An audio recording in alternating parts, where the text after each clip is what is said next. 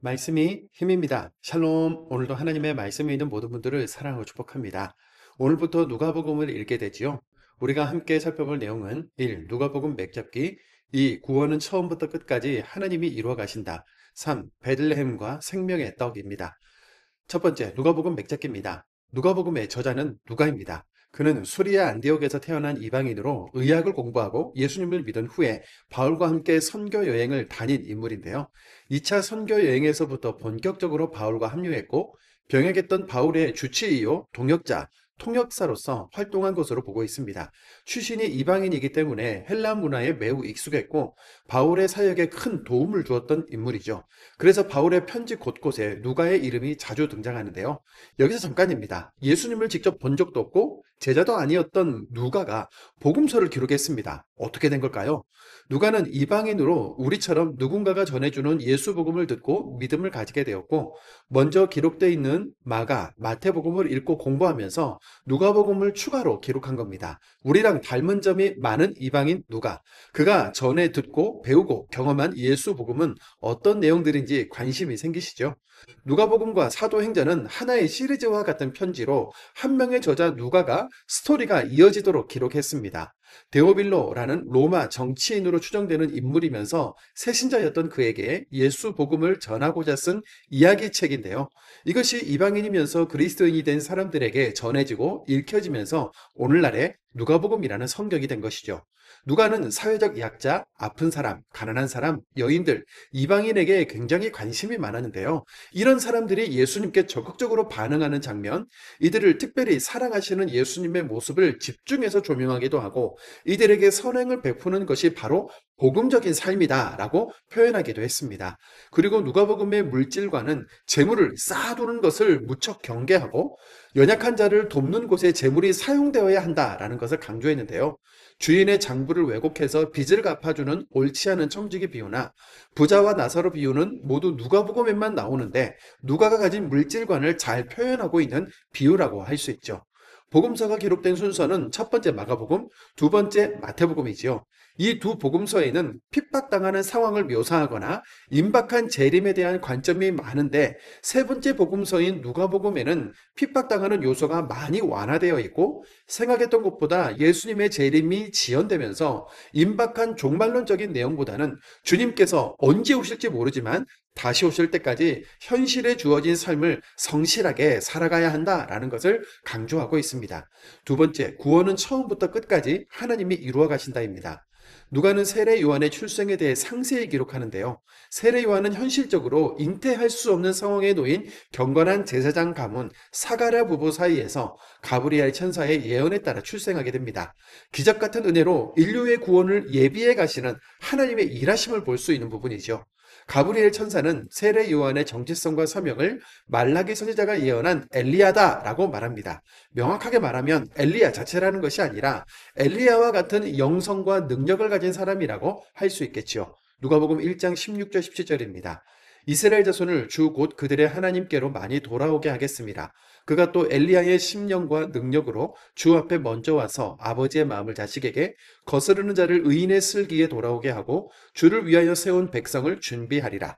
그리고 6개월 후 천사 가브리엘은 다시 다윗의 자손 요셉과 약혼한 마리아에게 나타나서 하나님의 구원이 그대가 낳을 아들 예수를 통해 이루어질 것이라고 예언하지요. 누가복음 1장 31절 32절입니다. 보라, 내가 잉태하여 아들을 낳으리니 그 이름을 예수라 하라. 그가 큰 자가 되고 지극히 높으신 이의 아들이라 일컬어질 것이요 주 하나님께서 그 조상 다윗의 왕위를 그에게 주시리니. 인류의 구원을 위해 하나님께서 적극적으로 일하시는 것이 보이십니까?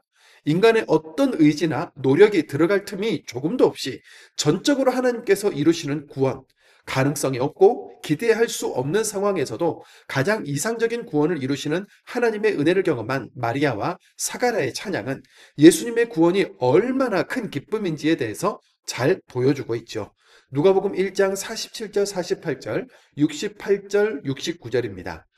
내 마음이 하나님 내 구주를 기뻐하였음은 그의 요정의 비천함을 돌보셨습니다. 보라 이제 후로는 만세에 나를 복이 있다 일컬으리로다.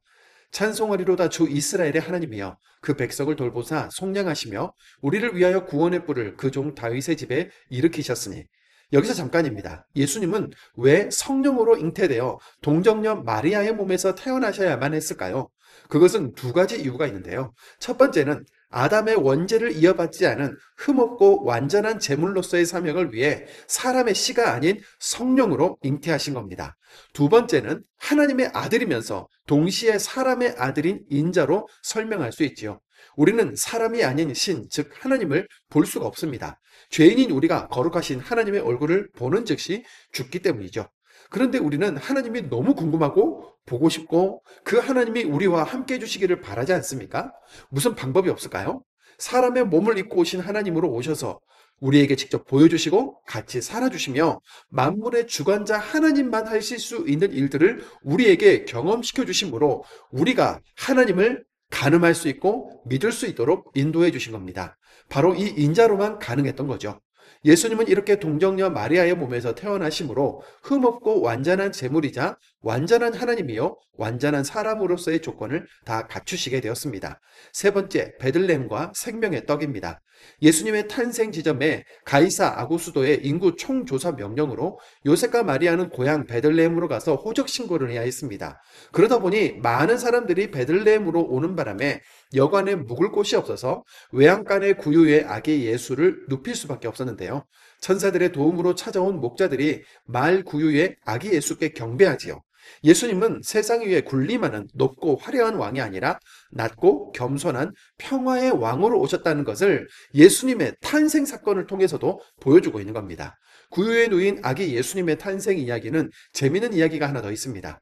예수님은 우리로 하여금 영원한 생명을 주시는 생명의 떡으로 오셨다고 그분이 직접 말씀하셨지 않습니까?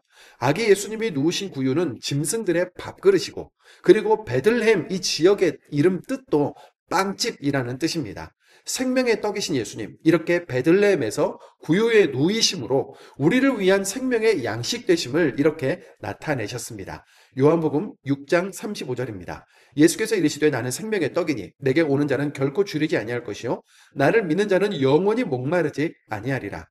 예수님이 나신 지 8일이 되는 날 정결 예식을 치르기 위해 성전에 들리신 아기 예수를 본 시므온과 한나의 이야기는 누가복음에만 나오는 이야기인데요. 하나님의 구원을 기다리는 것을 가장 큰 기쁨과 소명으로 알고 기다린 사람들에게 하나님의 구원이 실제로 임한 것처럼 우리도 다시 오실 주님을 기다리면서 늘 깨어 기도하는 사람이 되기를 소망합니다. 이제 이방인 그리스도인 누가의 눈에 비친 예수님의 행적을 따라가면서 말씀을 읽겠습니다. 누가복음 1장입니다. 누가복음 1장. 우리 중에 이루어진 사실에 대하여 처음부터 목격자와 말씀에 일꾼된 자들이 전하여 준 그대로 내력을 저술하려고 붓을 든 사람이 많은지라. 그 모든 일을 근원부터 자세히 미루어 살핀 나도 데오빌로 각하에게 차례대로 써 보내는 것이 좋은 줄 알았노니 이는 각하가 알고 있는 바를 더 확실하게 하려 함이노라. 유대왕 헤롯 때에 아비야 반열에 제사장 한 사람이 있었으니 이름은 사가랴요 그의 아내는 아론의 자손이니 이름은 엘리사벳이라. 이 두 사람이 하나님 앞에 의인이니 주의 모든 계명과 규례대로 흠이 없이 행하더라. 엘리사벳이 잉태를 못함으로 그들에게 자식이 없고 두 사람의 나이가 많더라. 마침 사가랴가 그 반열의 차례대로 하나님 앞에서 제사장의 직무를 행할세 제사장의 전례를 따라 제비를 뽑아 주의 성전에 들어가 분향하고 모든 백성은 그 분향하는 시간 밖에서 기도하더니 주의 사자가 그에게 나타나 향단 우편에 선지라. 사가랴가 보고 놀라며 무서워하니 천사가 그에게 이르되 사가랴여 무서워하지 말라. 너의 간구함이 들린지라. 네 아내 엘리사벳이 내게 아들을 낳아 주리니 그 이름을 요한이라 하라. 너도 기뻐하고 즐거워할 것이요 많은 사람도 그의 태어남을 기뻐하리니 이는 그가 주 앞에 큰 자가 되며 포도주나 독한 술을 마시지 아니하며 모태로부터 성령의 충만함을 받아 이스라엘 자손을 주 곧 그들의 하나님께로 많이 돌아오게 하겠습니다. 그가 또 엘리야의 심령과 능력으로 주 앞에 먼저 와서 아버지의 마음을 자식에게 거스르는 자를 의인의 슬기로 돌아오게 하고 주를 위하여 세운 백성을 준비하리라. 사가랴가 천사에게 이르되 내가 이것을 어떻게 알리오? 내가 늙고 아내도 나이가 많으니이다. 천사가 대답하여 이르되 나는 하나님 앞에 서 있는 가브리엘이라.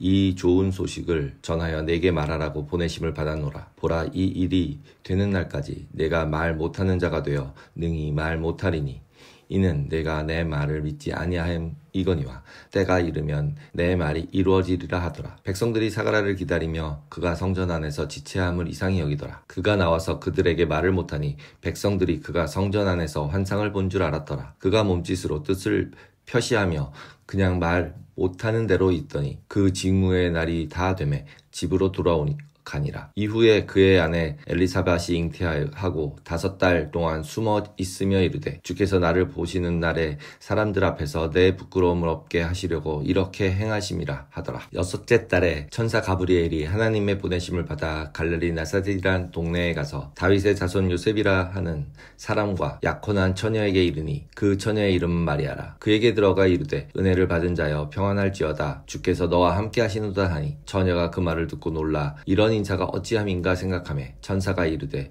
마리아여 무서워하지 말라. 내가 하나님께 은혜를 입었느니라.